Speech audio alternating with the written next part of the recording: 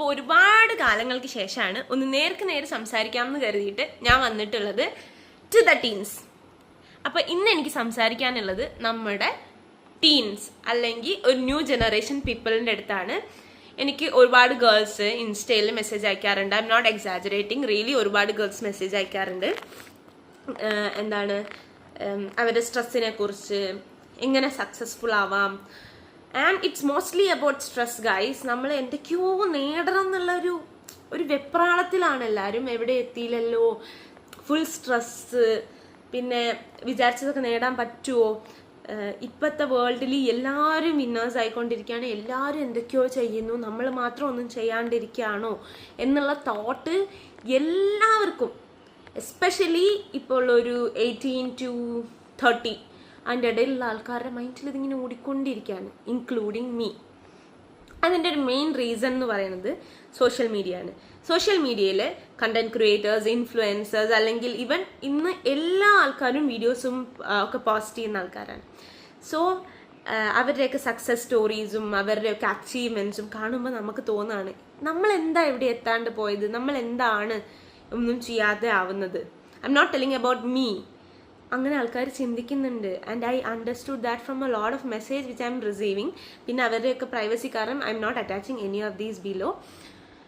അപ്പം ഇത്തരം ചിന്തകൾ വരുമ്പോൾ നിങ്ങൾ ഓർക്കേണ്ടത് എന്താ വെച്ചാൽ, ഒരു ഇൻഫ്ലുവൻസർ അല്ലെങ്കിൽ ഒരു കണ്ടന്റ് ക്രിയേറ്റർ അവരുടെ ഫുൾ ലൈഫ് ഒരിക്കലും വീഡിയോ ആക്കുന്നില്ല. They are posting what they want to share. അതിൽ ഹാപ്പി ആയിട്ട് ഉള്ള നിമിഷങ്ങൾ അല്ലെങ്കിൽ എന്താണോ റീച്ച് ആവുക ആ സാധനങ്ങളായിരിക്കും ഷെയർ ചെയ്യുക. ഞാനും ഇൻസ്റ്റാഗ്രാമിൽ വീഡിയോ ഇടുന്ന ഒരാളാണ്. ഞാനും എന്ത് ചെയ്യില്ല, എൻ്റെ വേർസ്റ്റ് അല്ലെങ്കിൽ എനിക്ക് ഷെയർ ചെയ്യണ്ടെന്ന് തോന്നുന്ന കാര്യങ്ങൾ ഞാനും ഷെയർ ചെയ്യാറില്ല. എനിക്ക് ഹാപ്പി ആയിട്ട് തോന്നുന്ന അല്ലെങ്കിൽ എനിക്ക് കണ്ടന്റ് നല്ലതാണ് എന്ന് തോന്നുന്ന കാര്യങ്ങളാണ് ഞാൻ ഷോർട്ട് വീഡിയോസ് ആയിട്ട് ഇൻസ്റ്റാഗ്രാമിൽ ഷെയർ ചെയ്യാറ്.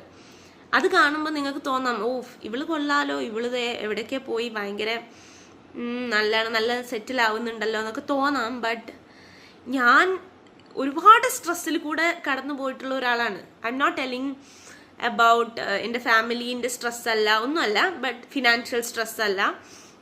എനിക്ക് എൻ്റെ എഡ്യൂക്കേഷനിൽ അല്ലെങ്കിൽ ഞാൻ പല കാര്യങ്ങളും ഔട്ട് ഓഫ് ബോക്സ് തീരുമാനിക്കാറുള്ള ഒരാളാണ്. എന്താ പറയുക, ഞാനൊരു ഇപ്പോൾ എക്സാമ്പിൾ പറയുകയാണെങ്കിൽ, ഞാൻ 10th കഴിഞ്ഞപ്പോഴേ ഹോസ്റ്റലിലേക്ക് പോയ ഒരാളാണ്. അവിടെ എനിക്ക് ഇഷ്ടമില്ലാത്ത ഒരുപാട് എക്സ്പീരിയൻസസ് അല്ലെങ്കിൽ ഞാൻ ആഗ്രഹിക്കാത്ത ഒരു കൈൻഡ് ഓഫ് ഹോസ്റ്റൽ ലൈഫ് അതിൽ നിന്ന് തുടങ്ങിയതാണ്. അപ്പോൾ ഒരു 11 വയസ്സുകാരിക്ക് അതൊരു വലിയ ഇഷ്യൂ അല്ലേ. അങ്ങനത്തെ അതിൽ നിന്ന് തുടങ്ങി ഒരുപാട് കാര്യങ്ങൾ I have faced.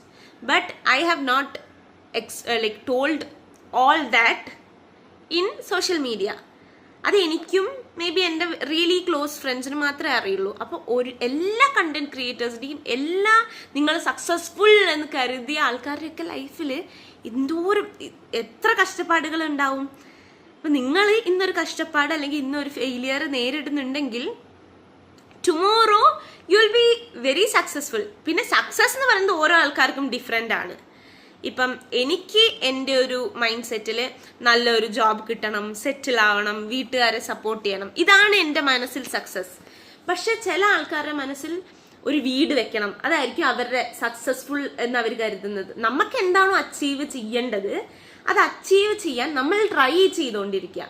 V have to keep on trying. ഈ ട്രൈ എന്ന് പറഞ്ഞ സാധനം നിൽക്കുമ്പോഴാണ് നമ്മളൊരു ഫെയിലിയർ ആവുന്നത്. നമ്മൾ ശ്രമിച്ചുകൊണ്ടിരിക്കുക. നമ്മൾ ശ്രമിച്ചിട്ടും നമ്മൾ തോറ്റുപോയാൽ അതൊരു തോൽവിയല്ല ഗൈസ്, അത് നമ്മുടെ ഒരു സ്റ്റെപ്പിംഗ് സ്റ്റോൺ ആണ്. ആ തോൽവിയിൽ നിന്ന് will get a fire. How to move forward. നമ്മൾ എന്ത് തെറ്റ് ചെയ്തു അത് തിരുത്തി മുന്നോട്ട് പോകാനുള്ള ഒരു ഓപ്പർച്യൂണിറ്റിയാണ് ആ ഫെയിലിയർ. പക്ഷെ ശ്രമിക്കാണ്ട് നമ്മൾ ഒന്നും ആവാണ്ടായി കഴിഞ്ഞു കഴിഞ്ഞാൽ ആരുടെ മിസ്റ്റേക്കാണ്? അത് നമ്മുടെ മാത്രം മിസ്റ്റേക്കാണ്. So keep trying, stop comparing. നമ്മളെ വേറൊരാളായിട്ട് കമ്പയർ ചെയ്യുന്നത് നമ്മൾ സ്റ്റോപ്പ് ചെയ്യുക. കാരണം എല്ലാവരുടെ ലൈഫിലും സ്റ്റാർട്ടിങ് പോയിന്റ് ഒന്നായിരിക്കില്ല.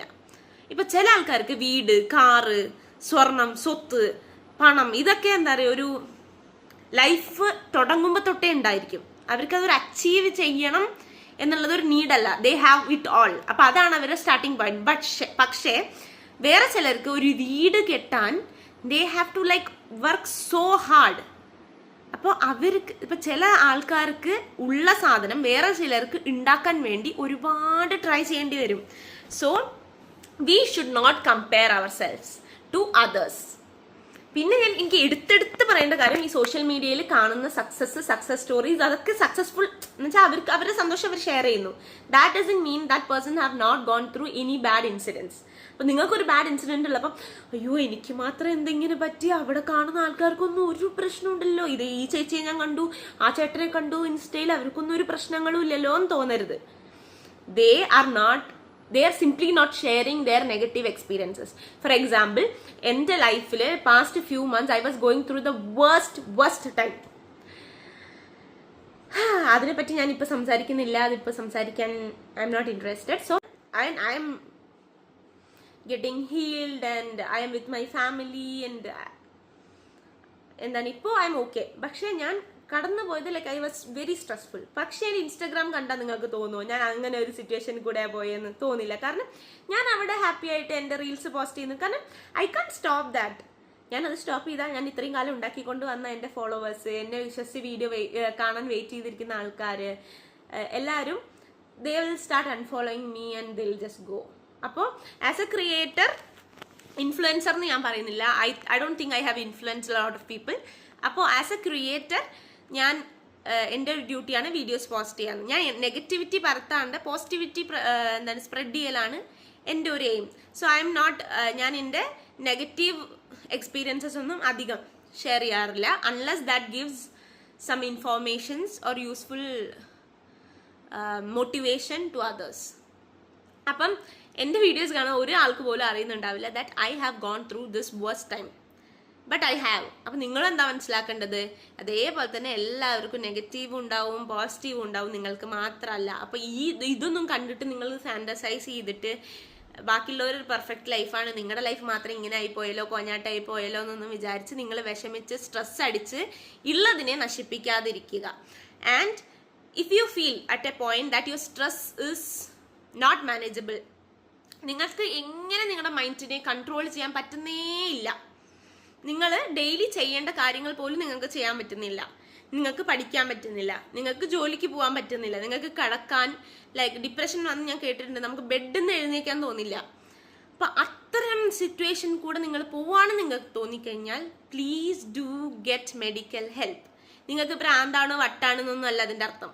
നമുക്കിപ്പം കണ്ണിന്, മൂക്കിന്, അല്ലെങ്കിൽ സ്കിന്നിന്, ലങ്സിന്, ഹാർട്ടിനൊക്കെ അസുഖം വന്നാൽ നമ്മൾ അതിൻ്റെതായ ഡോക്ടറെ പോയി കാണില്ലേ? അതേപോലെ തന്നെ നമുക്ക് നമ്മുടെ മെൻ്റൽ ഹെൽത്തിന് എന്തെങ്കിലും ഒരു കോട്ടം തട്ടി എന്ന് നമുക്ക് തോന്നുകയാണെങ്കിൽ നമ്മൾ എന്ത് ചെയ്യണം? Do visit a therapist or a psychologist or a psychiatrist or a counsellor. അത് നോക്കി നമുക്ക് ആരുടെ അടുത്താണോ കംഫർട്ടബിൾ, ആരാണോ നമ്മുടെ ഒരു മെൻ്റൽ ഡിസീസ് അല്ലെങ്കിൽ മെൻ്റൽ സ്ട്രെസ്സിന് ഹെൽപ്ഫുൾ ആവുക, അത്തരം ഡോക്ടേഴ്സിനെ പോയിട്ട് വിസിറ്റ് ചെയ്യുക, അവരോട് സംസാരിക്കുക, get help.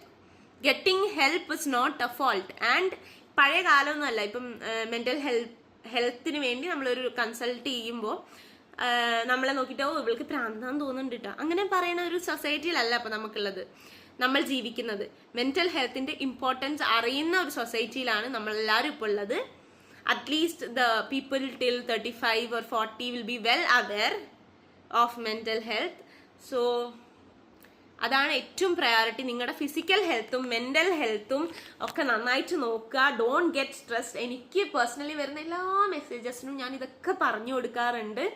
And I really wanted to open up about all these things and tell to you people that don't compare yourself with another human being. You are different person, you are an individual, you have different goals, you have different starting point, you have different capability.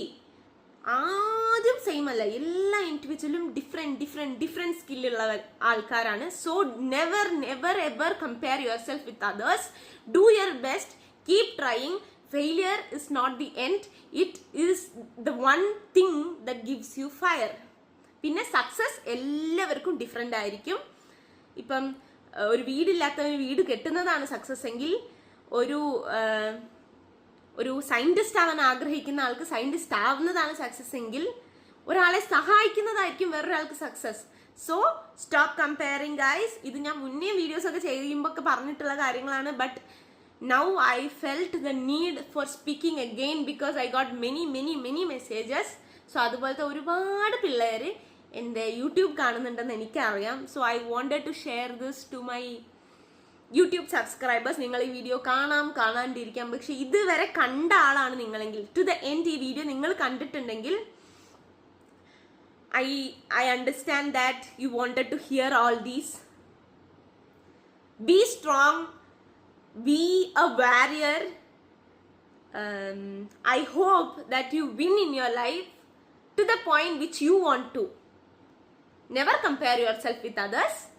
Stay happy, enjoy your life, do things that you like, you decide your life. Bye.